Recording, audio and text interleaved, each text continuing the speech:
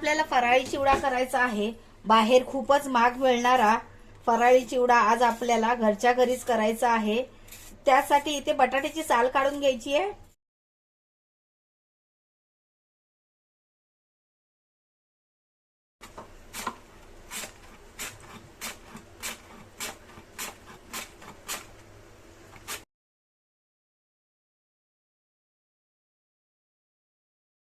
किस तयार झालाय.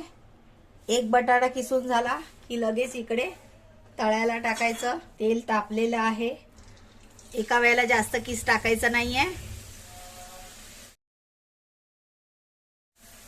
बटाट्याचा किस मीडियम फ्लेमवरच तळून घ्यायचा आहे.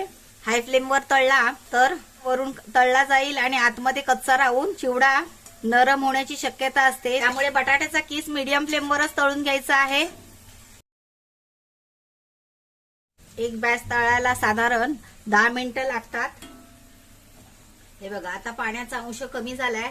बटाट्याचा किस काढून घेऊया. याच्यापेक्षा जास्त तळायचं नाही.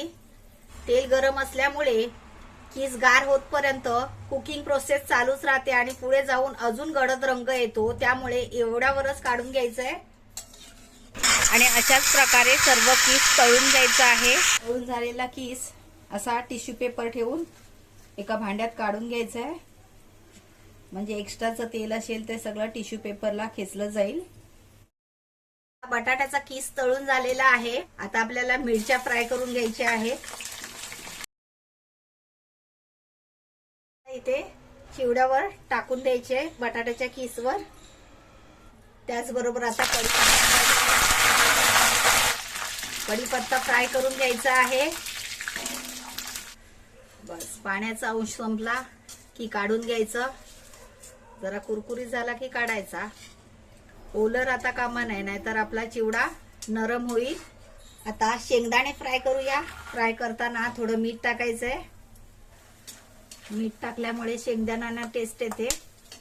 शेंगदाणे बेचव लागत नाहीत. शेंगदाणे पण फ्राय करून झालेले आहेत, काढून घेऊया. काजू पूर्णपणे ऑप्शनल आहे. नुसते शेंगदाणे टाकून चिवडा बनवला तरी चालेल. काजू पण फ्राय करून झालेले आहेत, काढून घेऊया. गॅस बंद करायचा आणि मनुके टाकायचे आहेत. मनुके फ्राय करायला जास्त वेळ लागत नाही. मनुके पण फ्राय झाले, काढून घेऊया.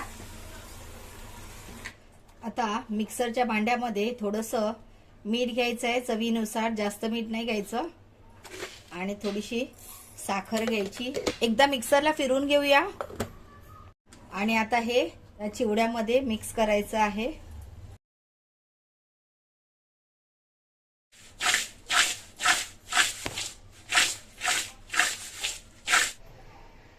तर मंडळी, अशा प्रकारे फराळी चिवडा तयार आहे. रेसिपी आवडली तर लाईक करा, शेअर करा, सबस्क्राईब करा. वेळात वेळ काढून तुम्ही ही रेसिपी पाहिली त्याबद्दल खूप खूप आभार. लवकरच परत भेटूया अशाच एका नव्या रेसिपी सोबत. तोपर्यंत बाय बाय.